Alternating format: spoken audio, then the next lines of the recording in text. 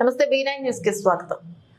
పెద్దపల్లి జిల్లా మంత్రి ప్రాంతాలకు సంబంధించిన వనరులన్నీ దోపిడీకి గురవుతున్నాయని ఎన్నికల ముందు ఊదరగొట్టిన మంత్రి వనరుల దోపిడీని ఎప్పుడు అడిగరతారని బీఆర్ఎస్ మండల పార్టీ అధ్యక్షుడు రవీంద్ర ప్రశ్నించారు. శుక్రవారం సెంచరీ కాలనీలో ఏర్పాటు చేసిన విలేకరుల సమావేశంలో ఆయన మాట్లాడుతూ ప్రాంత ప్రజలకు ఇక్కడి వనరులని వినియోగించుకునేలా చేస్తానని మాటిచ్చిన శ్రీధర్ బాబు మాటలు నీట మూటలయ్యాయని ఆయన ఆరోపించారు. పెద్దపల్లి ఎమ్మెల్యే విజయరామనారావు నియోజకవర్గ వ్యాప్తంగా శాండ్ ట్యాక్స్ ని రద్దు చేయించి ఉదయం 6 గంటల నుండి సాయంత్రం 6 గంటల వరకు స్థానికుల అవసరాలకు ఇసుకను ఉచితంగా తీసుకెళ్లడానికి అనుమతినిప్పించారని తెలిపారు.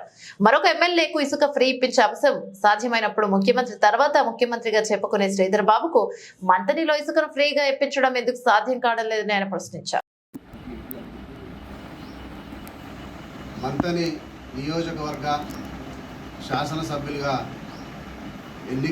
ఎన్నికల సమయంలో మంతని నియోజకవర్గ స్థాయిలో ప్రచారంలో భాగంగా మంతని ఇసుక దొంగ ఇసుక తరలిపోతుంది, లబ్ధిదారులకు చెందుతలేదు అని విష ప్రచారం చేసిన శ్రీధర్ బాబు గారు అప్పుడు స్థానికులకు ఉచితంగా ఇసుక ఇస్తా అని చెప్పి మాటలు చెప్పినావు. స్థానికులకి ఫ్రీ ఇసుక అని ఎలక్షన్లో పబ్బం గడుపుకోవడానికి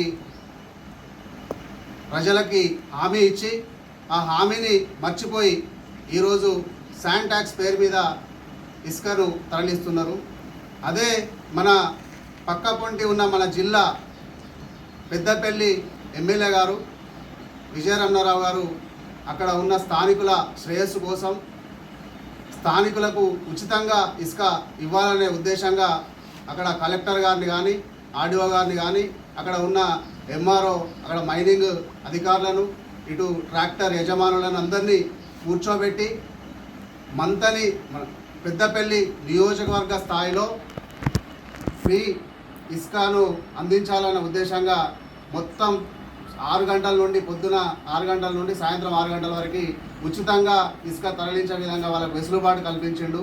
ఒక ఎమ్మెల్యేకే అంత ఈజీగా సాధ్యమైన పని తెలంగాణ రాష్ట్రానికే ఒక ముఖ్యమంత్రి తర్వాత ముఖ్యమంత్రిగానే చెప్పుకునే మంత్రి గారికి ఇది సాధ్యం కాదా? మా మంతని ప్రజలు ఓట్లేయడానికే పనిచేస్తారా? ఓట్లేసిన ఫలితాన్ని వాళ్ళు చెందొద్దా? పెద్దపల్లిలో ఉన్న వెసులుబాటు మన మంతని వర్గానికి ఎందుకు ఉండద్దు?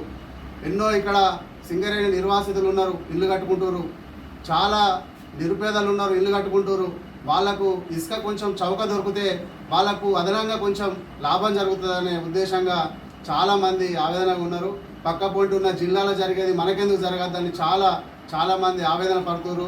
అలాగే ట్రాక్టర్ యజమానులు శాండ్ ట్యాక్స్ పేరు మీద రోజుకు ఒక ట్రిప్పు వాళ్ళకు వస్తే, ఒక ట్రిప్పు 2 ట్రిప్పులు వస్తే వాళ్ళకు డ్రైవర్ జీతం కూడా వెళ్ళే పరిస్థితి లేదు. వాళ్ళు కూడా నష్టపోతున్నారు. ఎంతోమంది ట్రాక్టర్ యజమానులు మా డ్రైవర్స్ చాలామంది దీని మీద బతుకుదెరు ఉంది.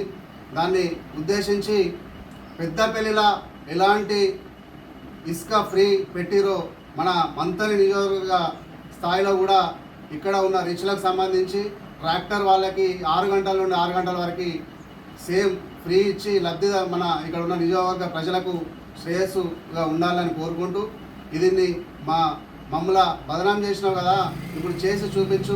ఒక ఎమ్మెల్యేకి సాధ్యమైన పనులు నీకు సాధ్యం కాలేదనంటే సాధ్యం కాదని జనాలకు చెప్పు.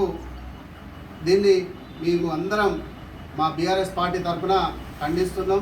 దీన్ని మీరు అవలంబించకపోతే మా కాన్స్టిట్యున్సీ స్థాయిలో ప్రతి మండలం నుంచి కూడా ఈ ఉద్యమం తీసుకొచ్చి ఫ్రీ ఇసుక వచ్చే వరకు కూడా మేము వదిలిపెట్టాం, కొట్లాడతాం, సాధించుకుంటామని చెప్పి డిమాండ్ చేస్తూ ఈ ప్రెస్ మీట్కి వచ్చిన అందరికీ నమస్కారం.